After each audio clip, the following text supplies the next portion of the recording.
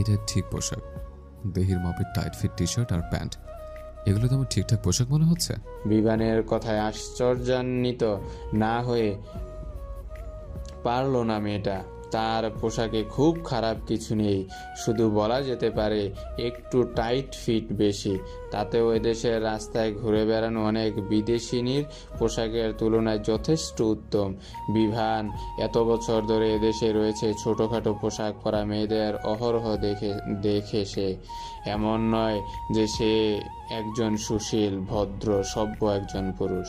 কোনো নারীর পানে তাকাই না, দৃষ্টি নত করে মাটির পানে তাকিয়ে হাঁটে, কিংবা তার মধ্যে কোনো বদগুণ নেই। এই তো সেদিন মদ্যপ অবস্থায় বাড়ি ফিরল। এই মদ পান সে করে কোথা থেকে? এরিকের থেকে যতটা রূপন্তী জেনেছে তাতে বিভানের বারে যাতায়াত রয়েছে। আর রাতের আধারে বারে মেয়েরা কেমন পোশাকে আসে তা সচক্ষে না দেখলেও কিছুটা অন্তত জানা আছে তার। কিন্তু এখন এই লুক এসেছে তার সম্মুখে ভালো সাজতে, ঢং দেখাতে। মেয়েটা মুখ বাঁকালো, তাচ্ছিল্য করে বলল, অর্ধনগ্ন নারী দেখা যার অভ্যাস, সে আবার এসেছে আমার পোশাক গুণাগুণ খুঁজতে। আমি অর্ধনগ্ন নারীদের দিকে তাকাই না।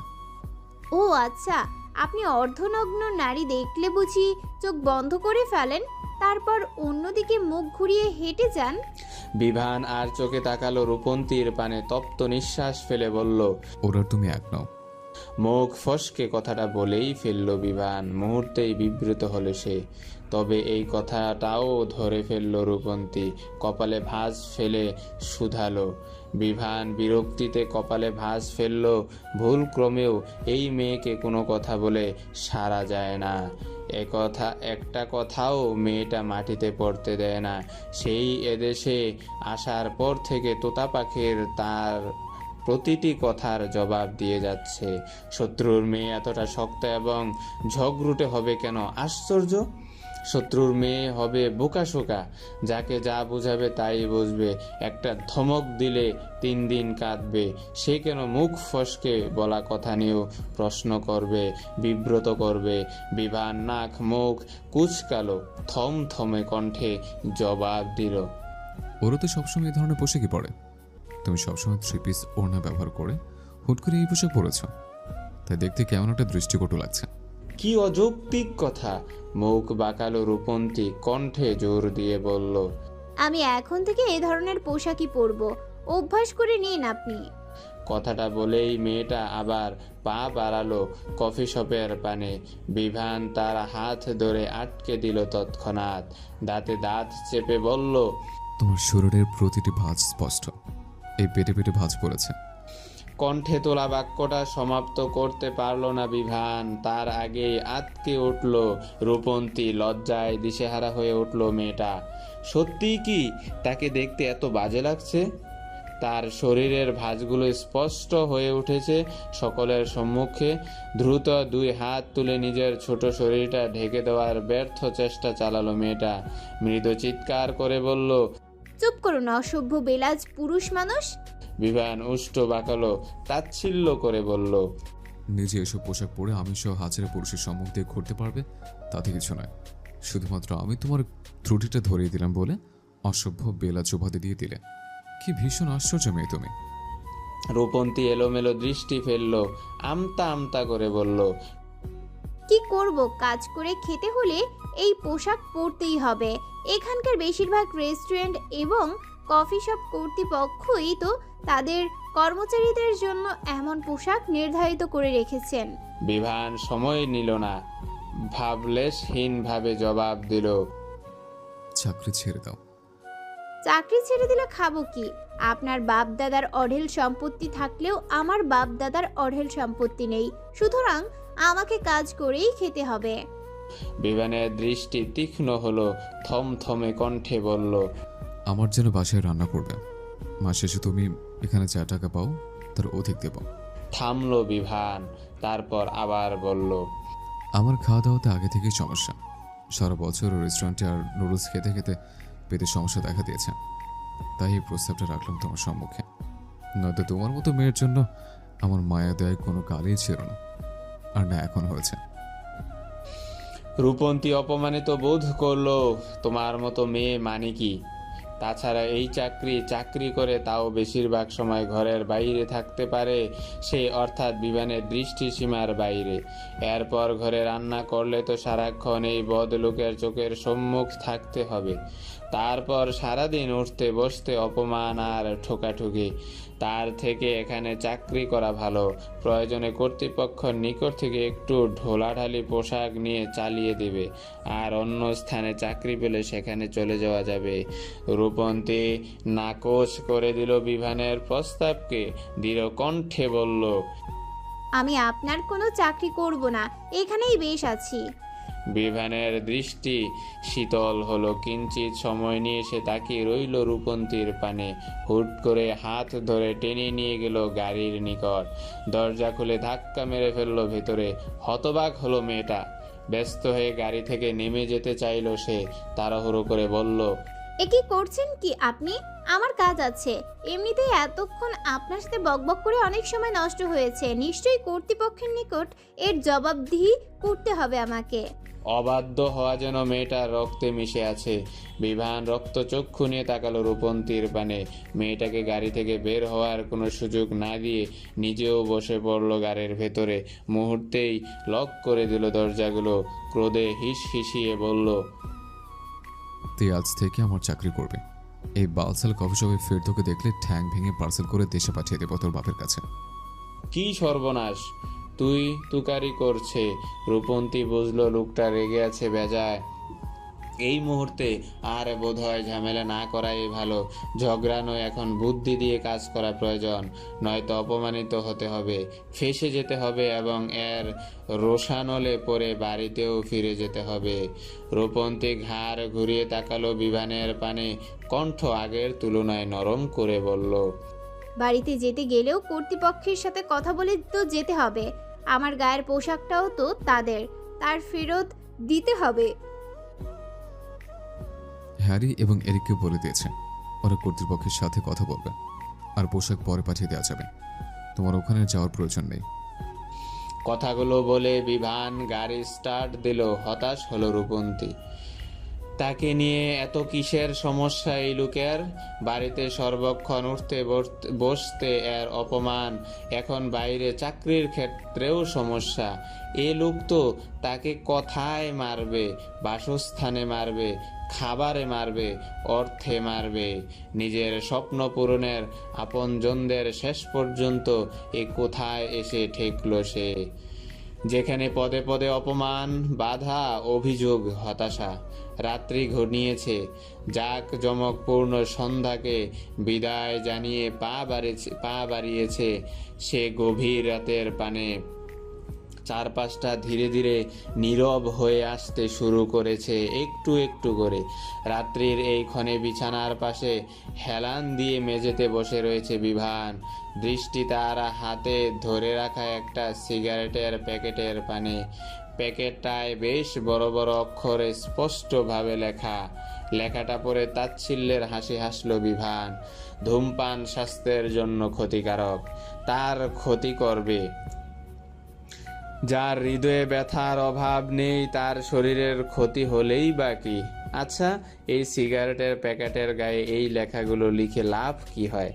যে খাওয়ার সে এই লেখাগুলো উপেক্ষা করেই খাবে। এসব হাজারটা সতর্কবার্তা থাকলেও তাকে ঘায়েল করতে পারবে না কখনো। এই যেমন বিভান খাচ্ছে। প্যাকেটের ভিতরে থেকে একটা সিগারেট নিল হাতে। হালকা গোলাপি রাঙ্গা দুই উষ্ঠের ভাঁজে চেপে ধরে লাইটার দ্বারা আগুন জ্বালিয়ে দিল মাথার অংশে। এই তো পুড়ছে, জল জল করছে অগ্নি, ঠিক যেভাবে এই মুহূর্তে তার বুকটাও পুড়ছে। চরম অগ্নি শিখায় জ্বলে যাচ্ছে তার হৃদয়। ইদানিং জীবনটা কেমন এলোমেলো হয়ে গেছে।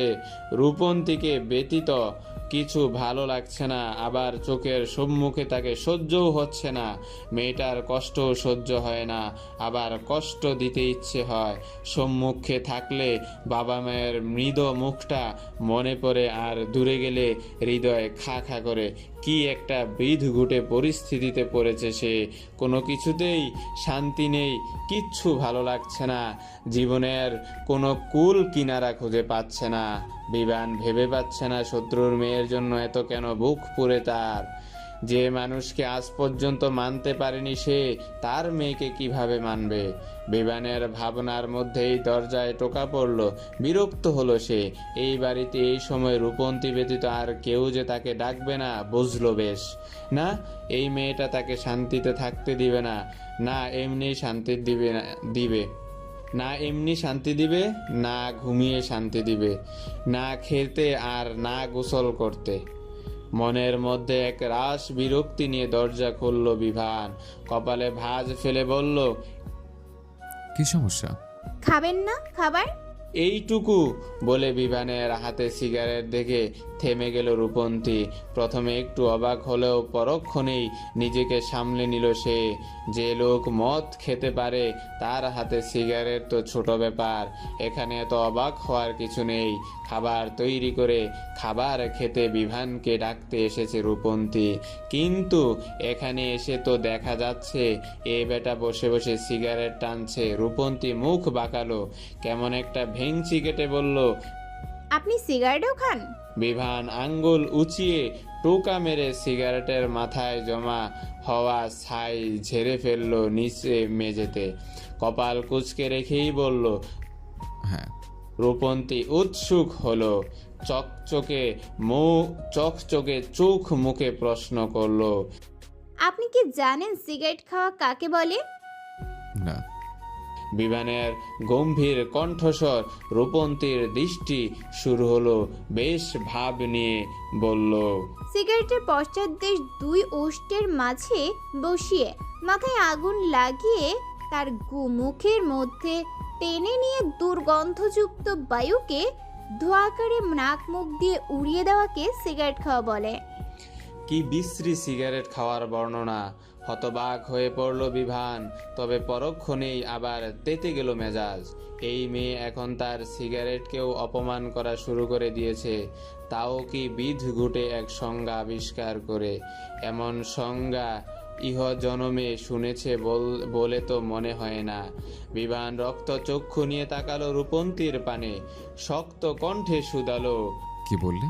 মাথায় এসেছিল ফট করে সংজ্ঞাটা বলে দিয়েছে। তবে এবার মেয়েটার মনে হচ্ছে এভাবে বলাটা বোধহয় ঠিক হয়নি। কেউই নিজ নিজ পছন্দের বিরুদ্ধে তোলা বাক্য হজম করতে পারে না, তেমনি সিগারেট খোররাও পারবে না। এটাই স্বাভাবিক। সেখানে সে এত বড় একটা সংজ্ঞা মেরে দিয়েছে। এখন নিশ্চয়ই বিভান খেপে উঠবে, আবারও চড়াও হবে তার উপর।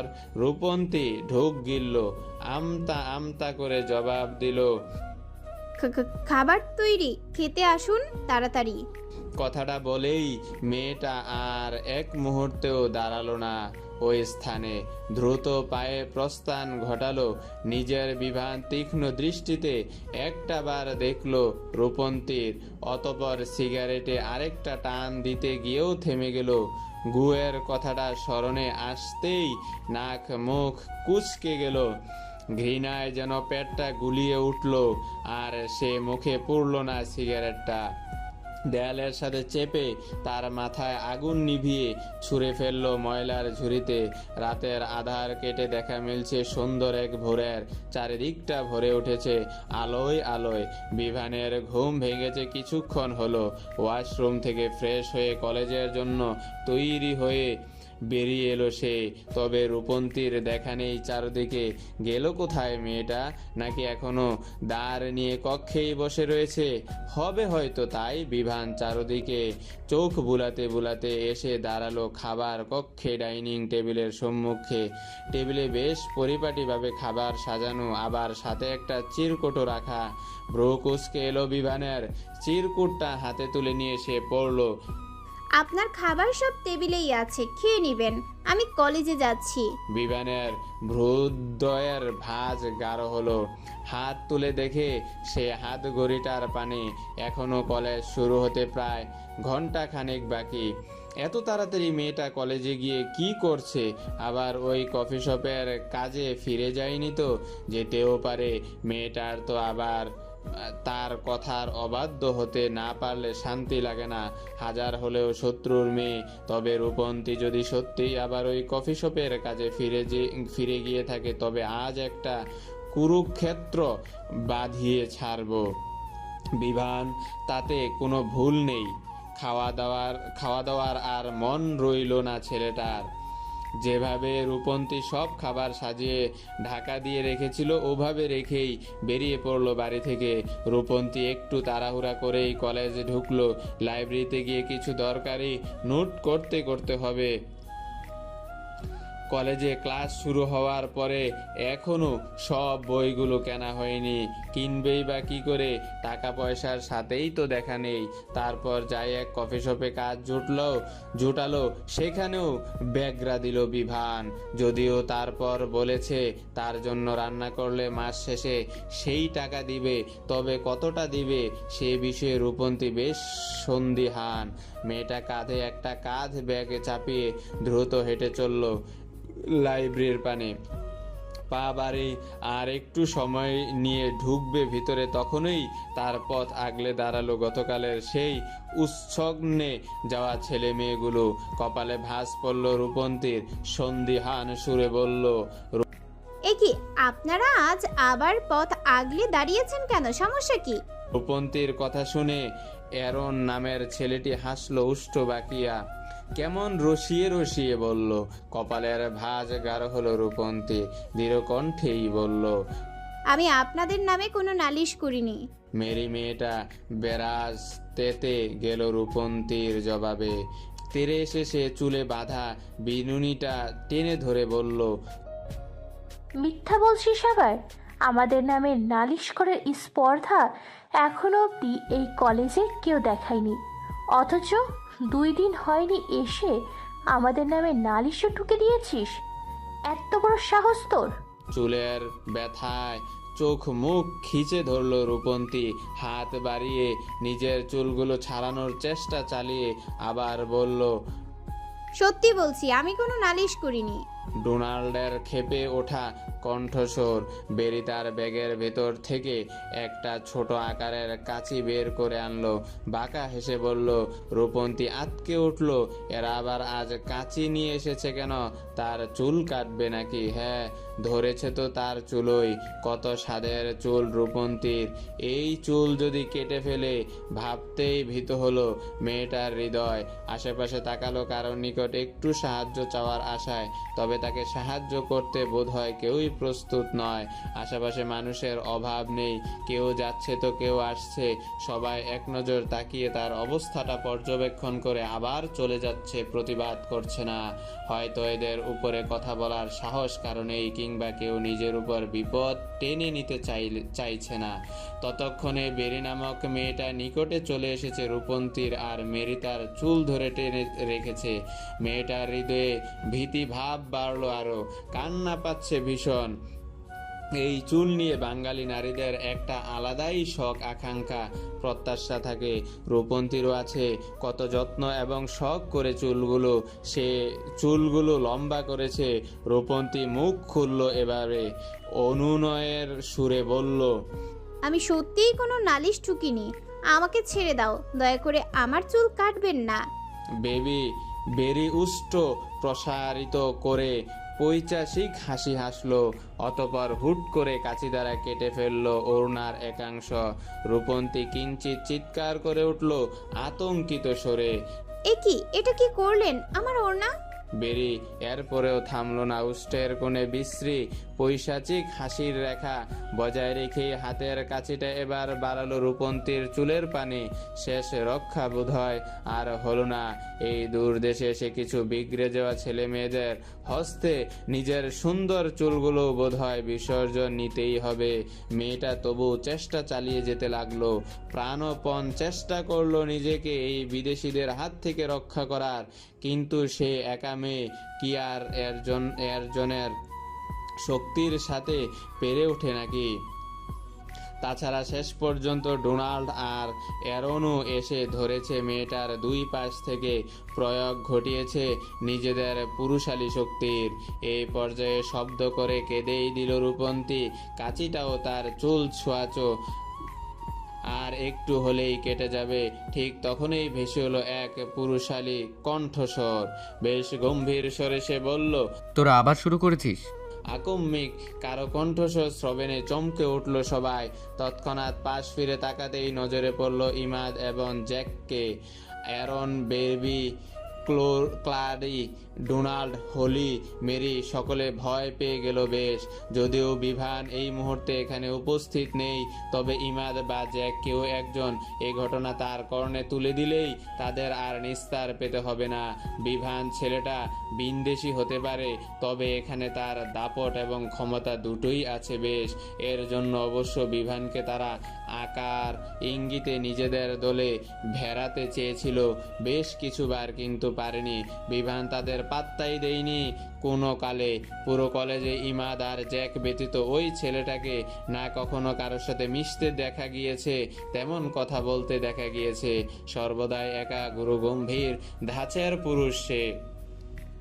ইমাদ আর জ্যাককে অবলোকনেই বেরি নিজের হাতে ধরে রাখা কাঁচিটা লুকিয়ে ফেললো প্যান্টের পকেটে। মেরি ও রূপন্তীর চুল ছেড়ে দিল তৎক্ষণাৎ। জোরপূর্বক হেসে বলল, এই তোর সাথে একটু দুষ্টুমি করছিলাম আর কি। কি নতুন তো? জ্যাকের দৃষ্টি তীক্ষ্ণ হলো।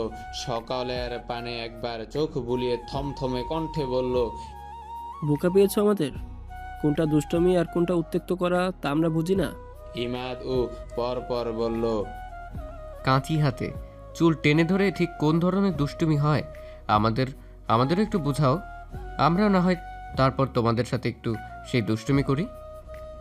অ্যারন, বেরি, ক্লারি, ডোনাল্ড, হলি এবং মেরি চুপসে গেল কিঞ্চিত। বুঝলো এরা বুঝে গেছে সব, আর মিথ্যা বলে লাভ নেই, তবে বাঁচতে হবে এদের থেকে।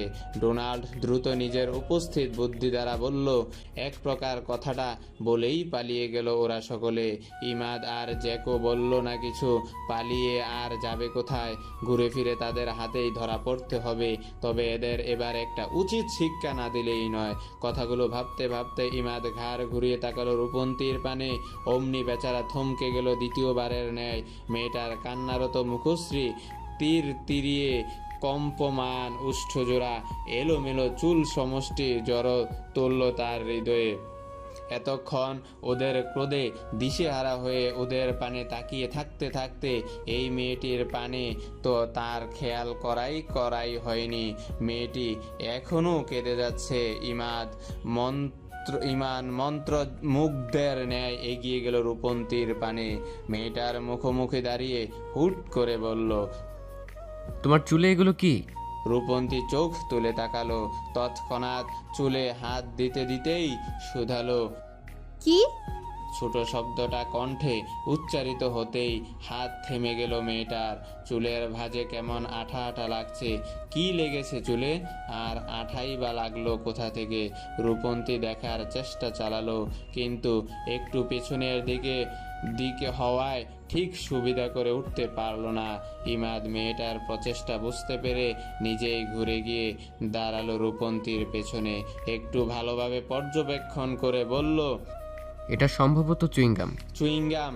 চমাকালো রূপন্তী। শেষ পর্যন্ত চুল কাটতে না পেরে ওই ছেলে মেয়েগুলো ওর চুলে চুইংগাম লাগিয়ে দিয়ে গেছে। এখন তো চুল না কেটেও উপায় থাকবে না। রূপন্তী দিশেহারা হলো, দ্রুত খুলে ফেললো চুলে পেঁচানো বেনুনিটা। সাথে সাথেই ইমাদের হৃদয়ে একটু আগে ওঠা ঝড়টা গাঢ় হলো আরো।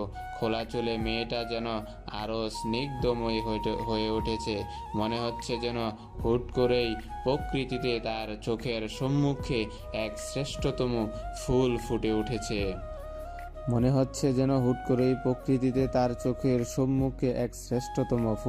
উঠেছে। ইমাদের হৃদস্পন্দন গাঢ়, কেমন ধুকধুক ধুকধুক আওয়াজ তুলছে হৃদয়ে। এ যেন গাঢ় প্রাণের বার্তা দিচ্ছে। ইমাদের ঘুরের মধ্যেই কারো ফুপানোর আওয়াজ আছড়ে পড়ল তার কর্ণে। রূপন্তী তার চুইংগাম লাগা চুলগুলো সম্মুখে এনে দেখেই কেঁদে উঠল শব্দ করে। ভেজা কণ্ঠে বলল, আমার চুল, আমার এত শখের চুল। ইমাদের ঘোর কাটলো। মেয়েটার কান্নারত মুখশ্রীর পানে তাকিয়ে প্রেমে পড়ল যেন আবারও। অশ্রুসিক্ত রক্তিমাখি মেয়েটার নাকের ডগাটাও কিঞ্চিত রক্তিম বর্ণ ধারণ করে। এ যেন এ রমণীর নতুন আরেক রূপ। কিছুটা সময় কয়েকটা বাক্যালাপ, অথচ এ নারীর কত শত রূপ দর্শন শেষ তার। আচ্ছা, এ নারী এসেছেই কি একের পর এক তার রূপ দেখে উন্মাদ বানাতে? ইমাদার ভাবনার মধ্যেই শোনা গেল জ্যাকের কণ্ঠস্বর। সে রূপন্তীকে কক্ষের পাশেই পেতে রাখা এক কাঠের বেঞ্চের পানে ইশারা করে বলল, আপনি এখানে বসুন, আমরা দেখছি কি করা যায়। রূপন্তী চুল হাতে নিয়েই বসলো বেঞ্চে।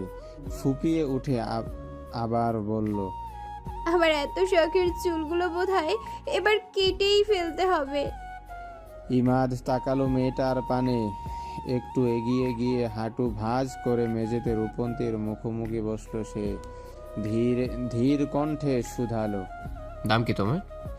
রূপন্তী চোখ তুলে তাকালো ইমাদের পানে, নাক টেনে বলল, রূপন্তী।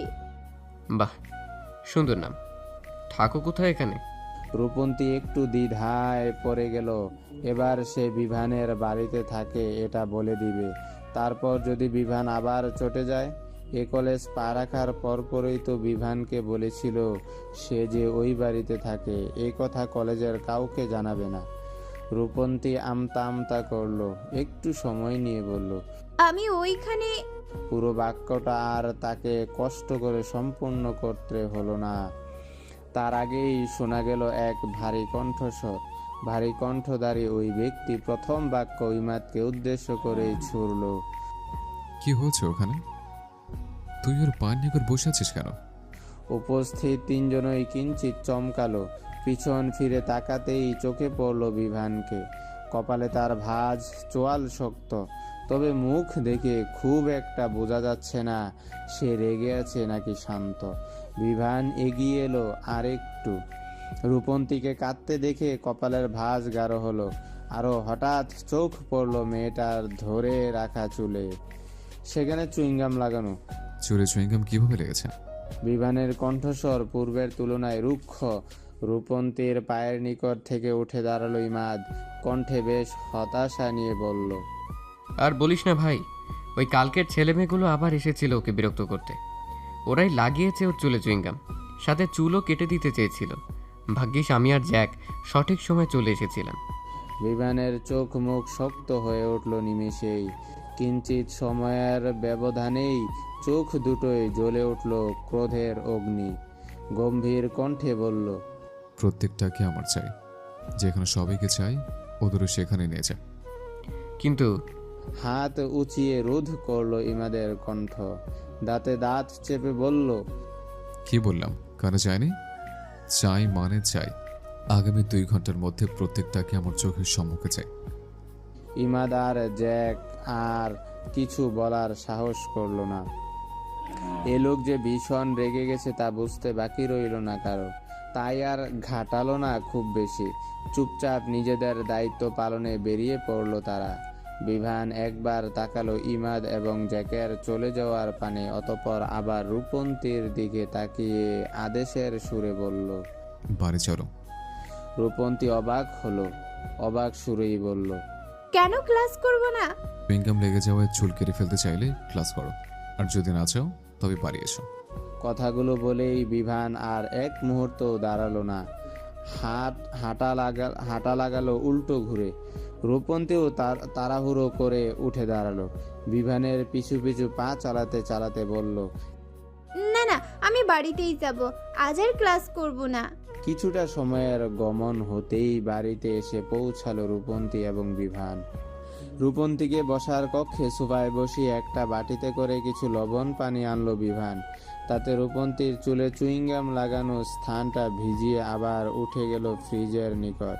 রূপন্তী কাঁদো কাঁদো হয়ে দেখলো নিজের চুলগুলো, হতাশ কণ্ঠে বলল, আমার চুলগুলো বোধহয় এবার কেটেই ফেলতে হবে, এছাড়া আর উপায় নেই কোনো। কত সাধের চুল আমার। মা পিছন থেকে সমান করে 2 আঙুল কেটে দিতে চাইলেও আমি কখনো কাটতে দেইনি। আজ বোধহয় সে চুলগুলো আমার হারিয়েই ফেলতে হবে। বিভান তাচ্ছিল্যের হাসি হাসলো, ফ্রিজ থেকে বরফের টুকরোগুলো বের করতে করতে বলল, সামান্য কিছু চুল হারানোর ভয়ে কেঁদে মরছো মেয়ে, অথচ আমি যেমন গোটা দুনিয়াটা হারিয়ে বসেছি। ভীষণ একাকিত্বকে ঠাই হিসেবে বেছে নিয়েছি, কিন্তু আমার কান্নার আওয়াজ তো মোটেই হলো না। কারো কর্ণে পৌঁছল না আমার হাহাকারের ধ্বনি।